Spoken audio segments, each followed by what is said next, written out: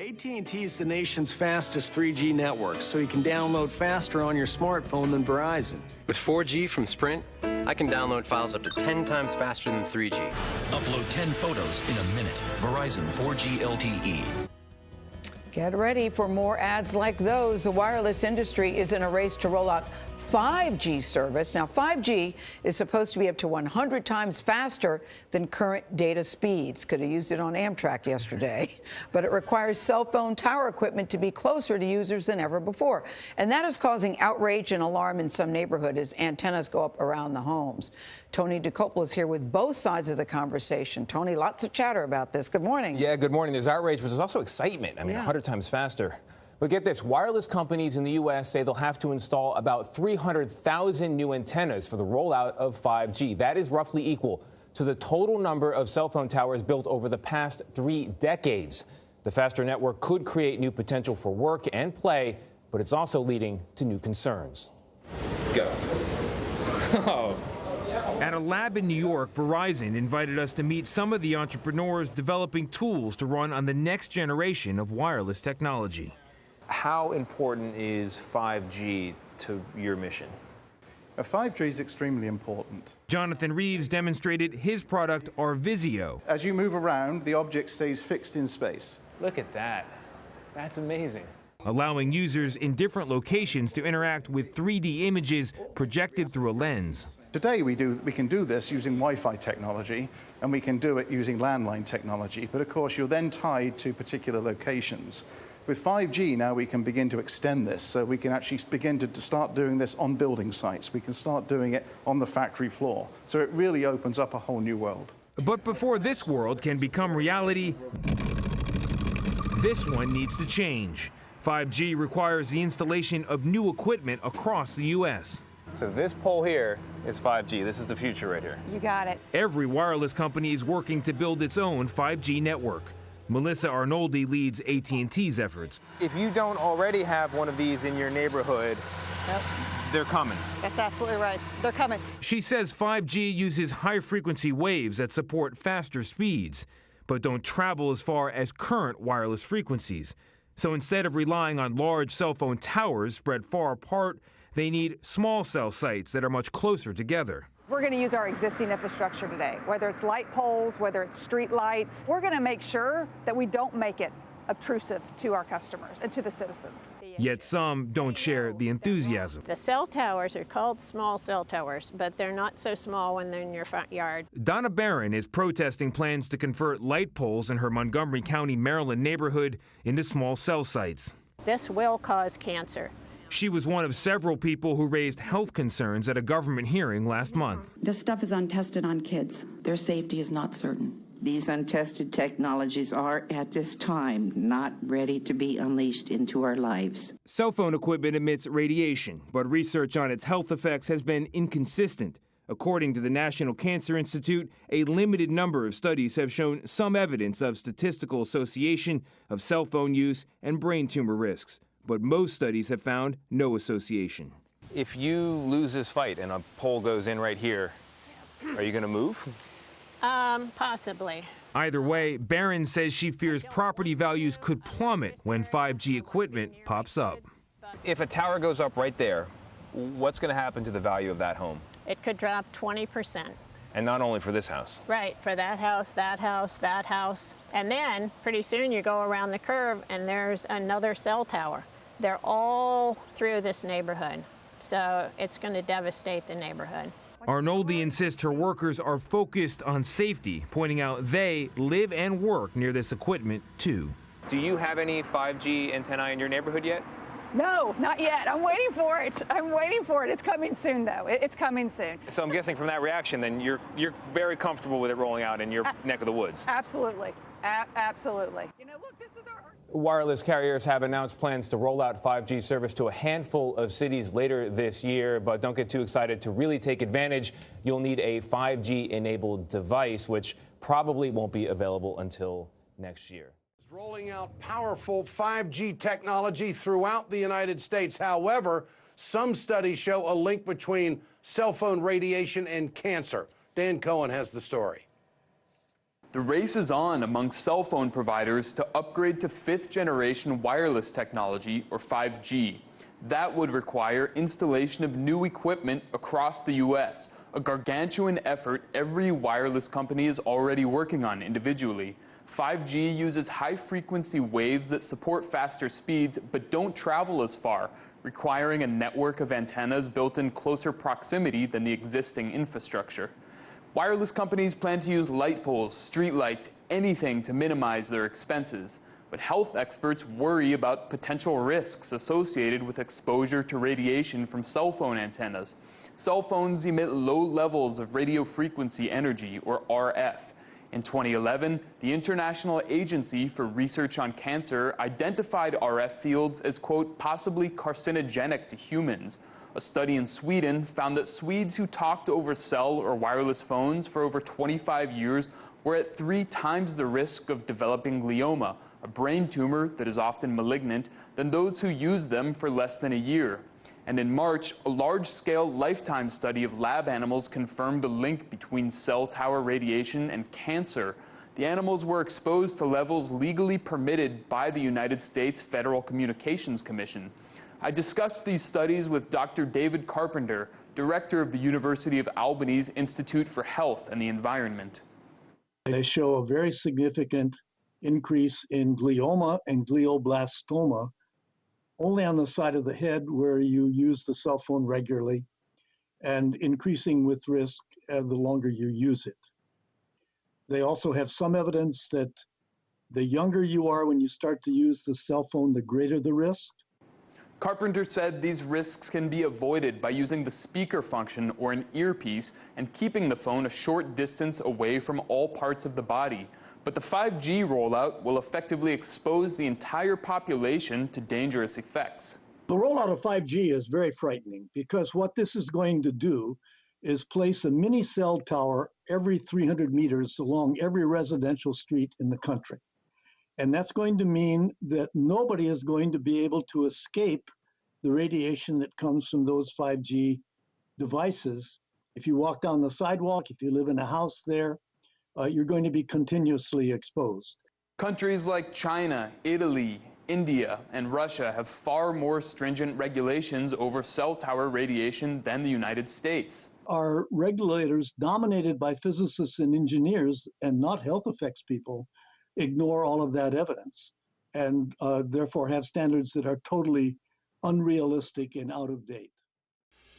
A Team 10 consumer alert tonight. The more we rely on smartphones, the more data we want and the more antennas we need. But at what cost? Workers say they're getting injured working on those antennas, and the constant push for more towers is putting them at risk. Team 10 troubleshooter Kristen Severin joins us. And Kristen, you talked to a San Diego company with a solution to keeping them safe. Yeah, there are 600,000 cell phone tower sites in the United States. They're everywhere, on the sides of buildings, streetlights, water tanks. But Team 10 learned thousands of those towers violate federal rules that are supposed to keep workers safe. It hurts like how. Benjamin Rivas has worked on cell phone towers for 14 years. I was dealing with them day in and day out. He quit after an antenna that should have been powered down was still live. Physically burned my hand. The burn is a work injury you can see. You get burned on the outside, but internally it blisters. Other problems he said caused by the towers aren't as easy to spot.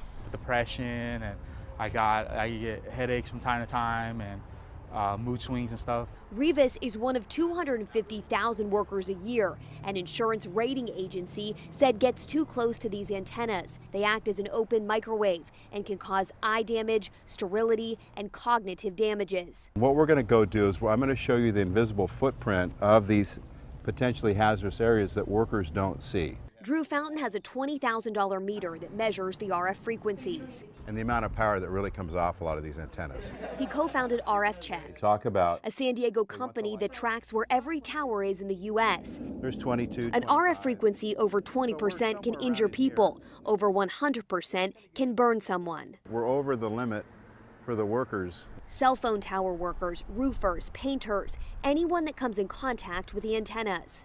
I got a 150 reading this morning. Many tower sites have these signs. Does anybody even see these? Signs are dismissed by workers. This doesn't really say anything beyond this point. The law requires that the workers be made aware of these areas before they get near them, and that's not being done today. Since 1985, the FCC has required workers be made aware of these dangers, but doesn't say how to alert them. The FCC gave notice of a proposed rule change 2 years ago for the cell companies and site owners to figure out the how. Recognize what these are. Fountain said that hasn't happened. Phone providers are looking the other way and not protecting the little guy. From here to here is the RF danger zone. Fountain wants workers to know about these areas before they show up to any cell phone site. Fountain helped develop RF Check to do just that, the only comprehensive database of every wireless antenna in the nation. They're working with the FCC to get it used across the entire industry. Workers would check the tower sites before any job. RF Check would be paid for like E911. That's the fee we pay for emergency services, so you could see a few cents more on your cell phone bill, but they are still trying to figure out that exact amount. I'm Team 10 troubleshooter Kristen Severance. All right, Kristen. This 65-foot AT&T cell tower appeared in northeast Albuquerque over the winter. Locals were not happy about it. I think it's really ugly, and I think it's really sneaky. But the telecommunications giant told Action 7 News it did not do anything illegal when it built it. AT&T says it simply added 60 feet to a pre-existing utility pole at Wyoming and Wilshire, which is not prohibited under city code. People we spoke to called that a gaping loophole in the law. The bottom line is there's a large, ugly structure that the Neighborhood Association was completely blindsided by. The Land Use Planning and Zoning Committee agreed, passing sweeping changes to make sure towers cannot be tacked on to just any existing structure. Now we've learned AT&T is fighting that decision.